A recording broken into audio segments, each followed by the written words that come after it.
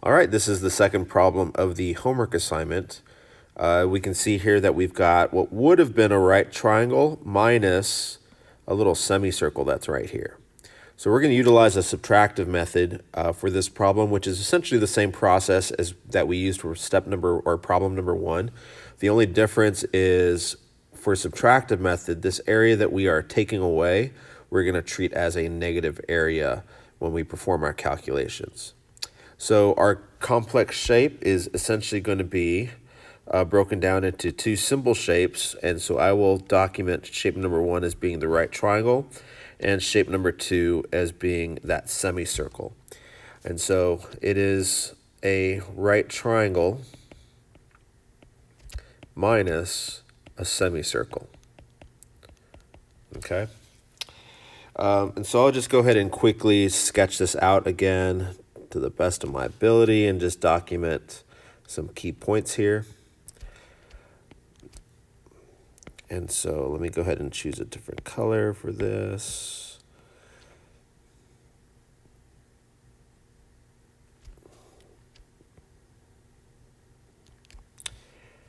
And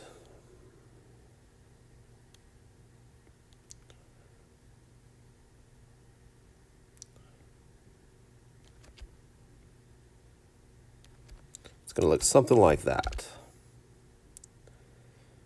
Okay. So I'm going to go ahead and identify some key points here. Again, if you filled in this box a little bit differently from mine, then that's okay, because you could easily break it up in the original image.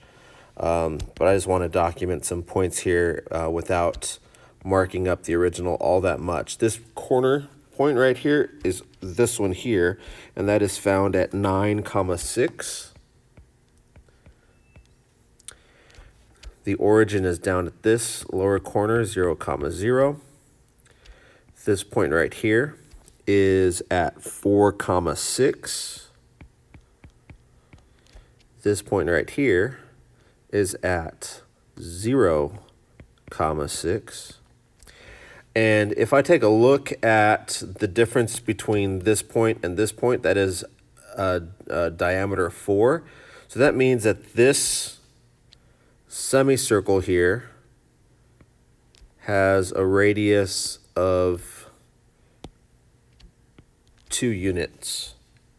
Okay, so let me go ahead and fix this arrow here. I don't want to interfere with any future drawings that I have.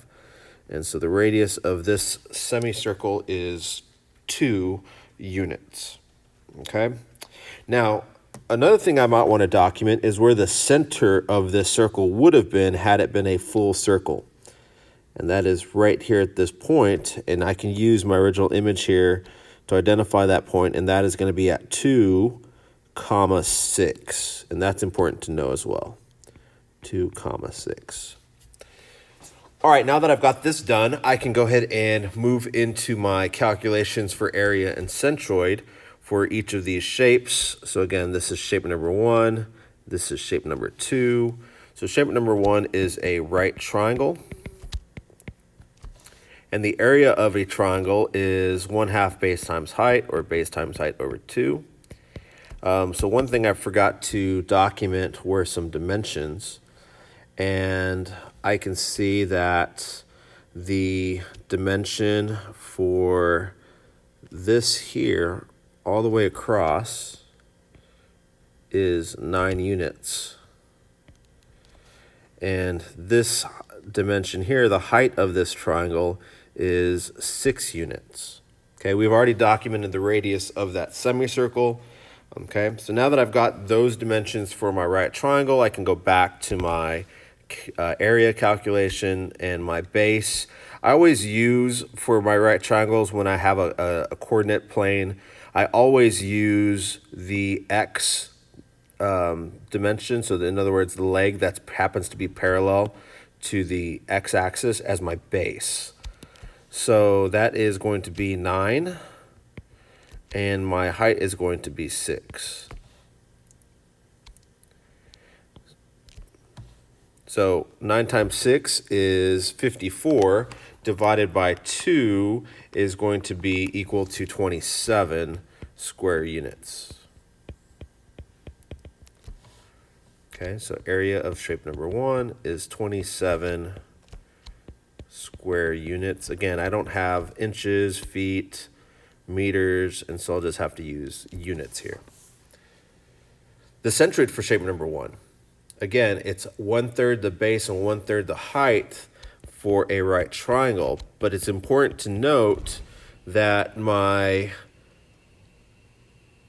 distance, this third distance here that's documented in these equations, happens at the right angle corner.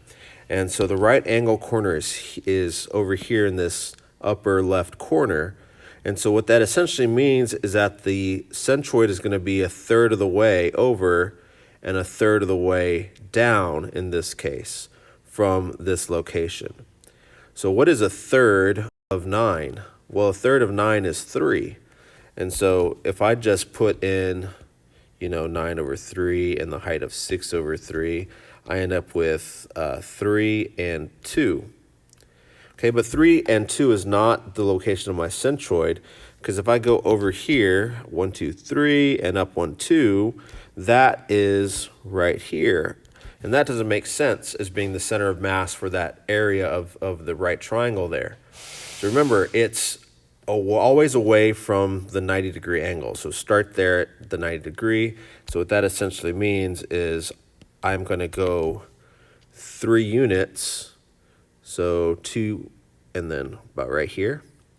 And then I'm going to go 2 units down.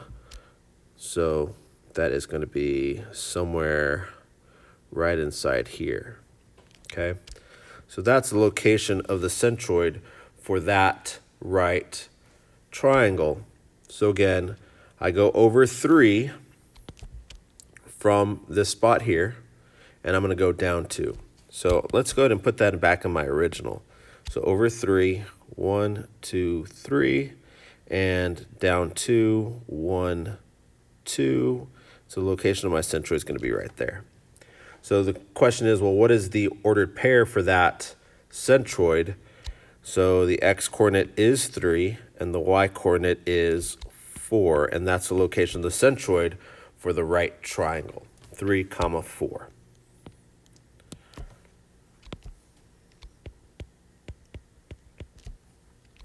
And that is my x bar 1, y bar 1. Now for the semicircle, the area for a semicircle is the same as the area for the circle with the added division of 2, because a semicircle is half of a circle. So the area of a circle is pi r squared, so half of that would be the area of a semicircle. So pi times my radius of 2 units squared divided by 2 is equal to 4 pi over 2, so that's going to equal to 2 pi. Now, when I calculate this out, I end up with a value of about 6.283, so we'll just go with 6.28 for the area shape 2, but I am forgetting something, and that's right. Because this area is area that we're taking away, we need to treat this as a negative area. And so that is going to be negative 6.28 square units. And why is it a negative area? Because this is, again, this is the area we have subtracted from the overall shape. Okay? So centroid number 2, again, if this was a semicircle, or a full circle rather, if this was a full circle, the centroid, let me undo that real quick. The centroid would be right here if this was a full circle at 2, 6. But since it's not a full circle, what's going to happen is it's going to shift down. Since I don't have the top half of this semicircle, or I don't have the top half of the circle rather, it's going to shift down. And we were given an equation that defines how much it shifts, 4r divided by 3 pi. And so we have our semicircle in this orientation here with the centroid, if it was a full circle, would have been at 2 comma 6, but it's going to shift down 4r over 3 pi.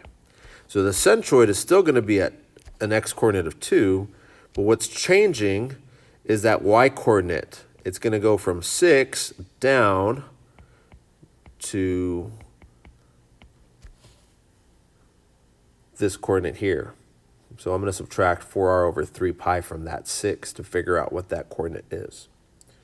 So 2 comma 6 minus 4 times 2 is my radius, divided by 3 pi. And I end up with a value and a centroid located at, and I could have actually substituted this work in right here. So 2 comma 6 minus 4r over 3 pi. Again, 2, 6 would have been the location of the centroid had it been a full circle. But it's going to shift down that 4r minus 3 pi.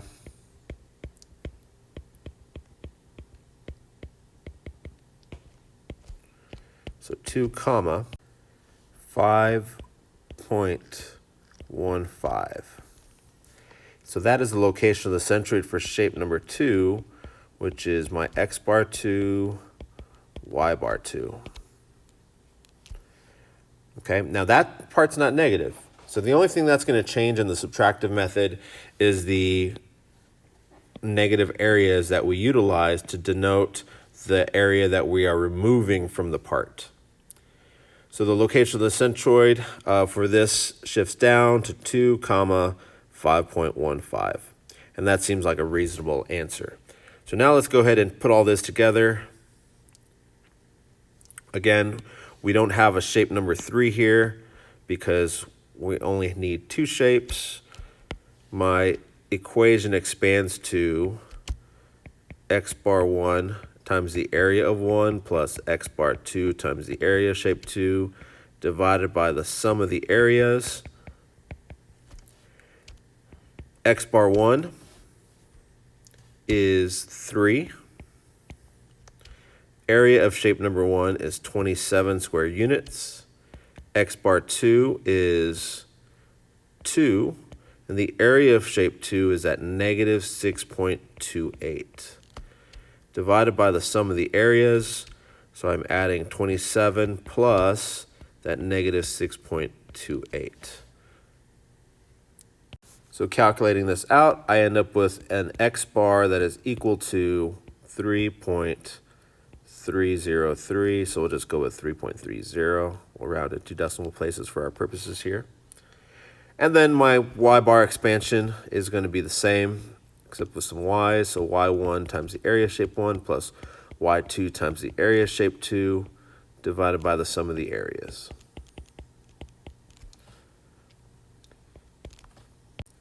So when I substitute my values in, the y-coordinate for centroid number 1 is 4 units. The area of shape number 1 is 27 square units. The y-coordinate for the centroid for shape number 2 is 5.15. The area of shape 2 is negative 6.28, again, because I am subtracting this area from the overall shape, so that's negative 6.28 units squared, divided by the sum of the areas, 27 plus negative 6.28. So when I calculate that out, I end up with a y bar of 3.65. All right, so my overall centroid for this shape is at 3.3, comma, since 3.65, 3.7, might as well go with 3.7 because we don't really have the capability to get that precise with our hand drawings on a coordinate plane. So 3.3 comma 3.7, does that answer make sense? Let's go take a look at the original. So let's go ahead and clean up this original image here. And we have identified the centroid, or calculated rather, the centroid to be at 3.3 comma 3.7. So if I go over to 3.3, which is about right here, and I go over to 3.7, which is about right here, location of the centroid is right here. Okay, so again, that is the center of mass for the area that we are given. So if I highlight that area that we're given here using my black marker or black pen, that is all this area here that I'm shading in. And so that is the center of mass for that area, which seems about reasonable. Okay, so this answer does make sense. So 3.3, comma 3.7. It's at least within the area of my shape, and it looks about evenly distributed. So I've got some area over here on the right. I've got some area down here at the bottom. All right, so that's the central location for this shape. Go ahead and compare it with your answer to see if it makes sense and to see if there's any differences in our calculations. Thank you and have a great day.